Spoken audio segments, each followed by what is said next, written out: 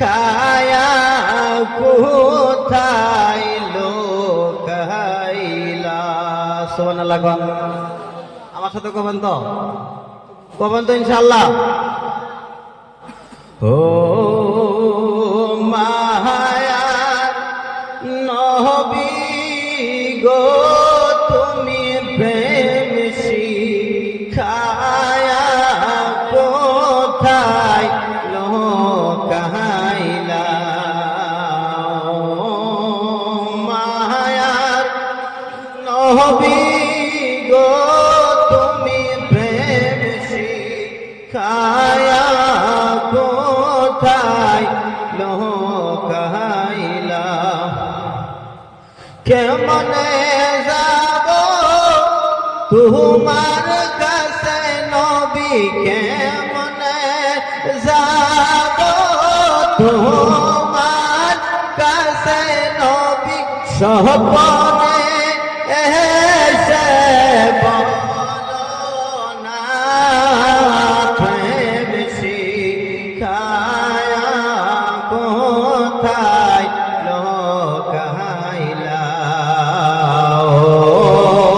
মায়ার নবী গো তুমি প্রেম শিখায়া কোথায় লোকাইলা।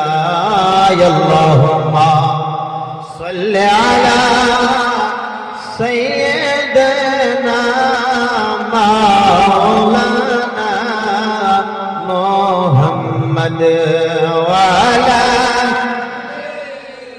জোরে জোরে, মাওলানা মুহাম্মদ।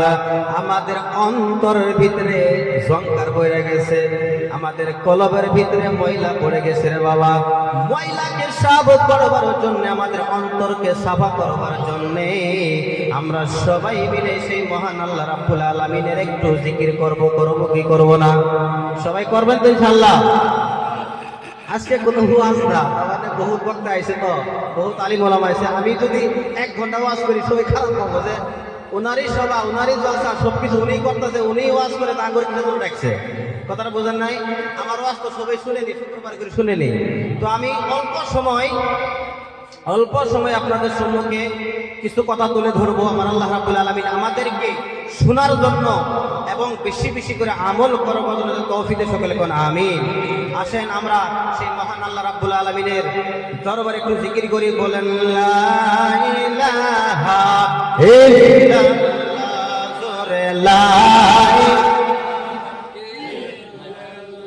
বলুন লা ইলাহা, আরো জোরে লা ইলাহা মহাপতে লা ইলাহা, ভালো লাগে লা ইলাহা, একই সাথে লা ইলাহা, লা ইলাহা ইল্লাল্লাহ মুহাম্মাদ রাসূলুল্লাহ, লা ইলাহা ইল্লাল্লাহ, জোরে লা ইলাহা ইল্লাল্লাহ, আরো জোরে লা ইলাহা ইল্লাল্লাহ, লা ইলাহা ইল্লাল্লাহ মুহাম্মাদ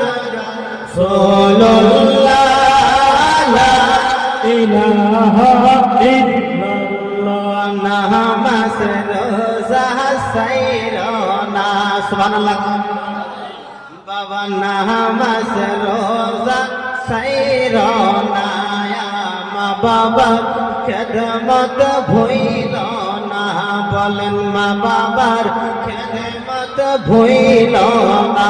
হাইরে নবেজের দরদ সাইরনা, হাই গো নবেজের দরদ সাইরনা, জান্নাত নবী সারা পাইবা না। লা ইলাহা ইল্লাল্লাহ, জোরে লা ইলাহা, লা ইলাহা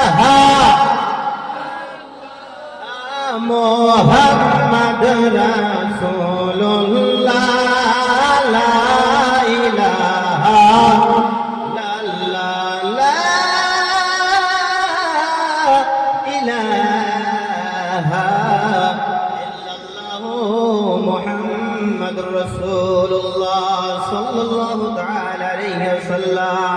আমি আপনাদের সম্মুখে বেশি সময় ওয়াজ করতে চাই না। এ বাবা, শুধুমাত্র 5 মিনিটের ভিতরে আমার ওয়াজ আমি বক্তব্য আমি শেষ করব।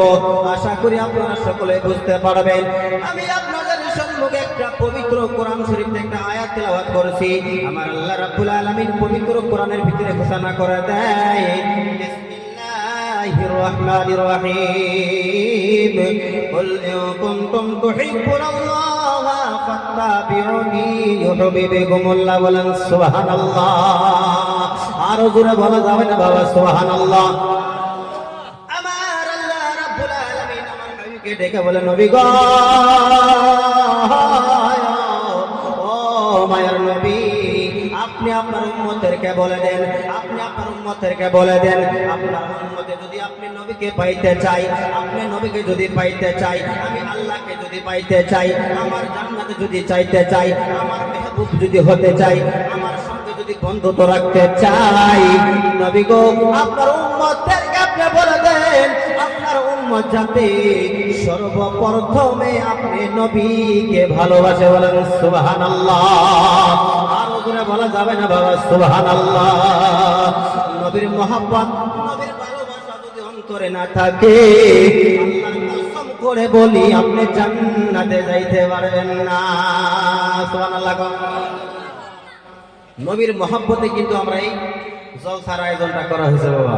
এই জলসাতে আসলে যে কত সওয়াব, কত ফজিলত, আমি আপনাদেরকে যদি রাত দিন 24 ঘন্টা হয়ে শেষ হবো না।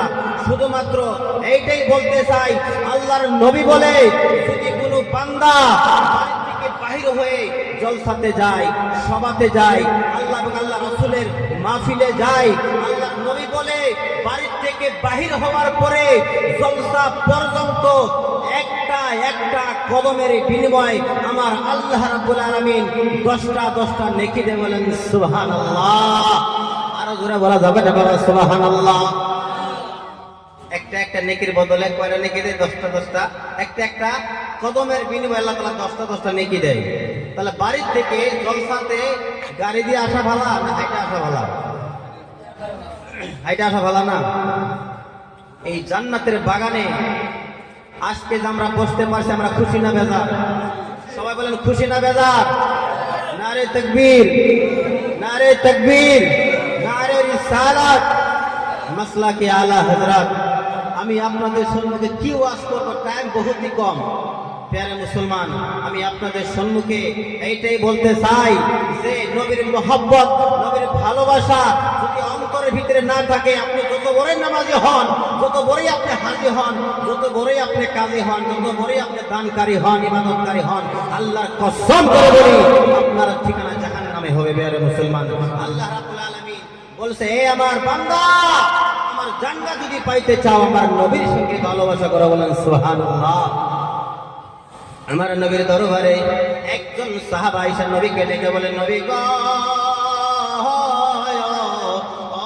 মায়ের নবী, কিয়ামত কখন আসবে? কিয়ামত কখন আসবে?